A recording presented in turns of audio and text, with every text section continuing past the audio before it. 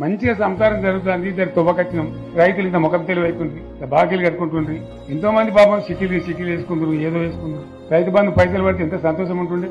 ఆయన పోయి నేను గంగలు కట్టింది. ఇప్పుడు వాడు ఇతడో ఏడో భగవంతుని కరెక్ట్ ఇచ్చినా కూడా మోసం. ఏదో మళ్ళీ ఎలక్షన్ కోసం దానికోసం చేస్తారు తప్ప కడుపు నిండా ప్రేమ ఇచ్చేది ఇట్లే ఉంటుందా?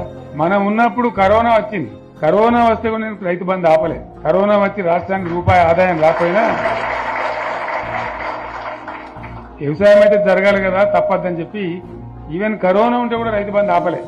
అంత ఒక నిర్ణయం తీసుకొని రైతాంగాన్ని నిలబెట్టాలని, కాపాడుకోవాలని చెప్పి 4-5 మంచి స్కీములు తెచ్చి వాళ్ళని కాపాడుకుంది. గౌరవంగా బతికింది రైతులు. బీమా వచ్చినండి. రైతు బీమా పడితే ఎంతమందికి సాయం జరిగింది?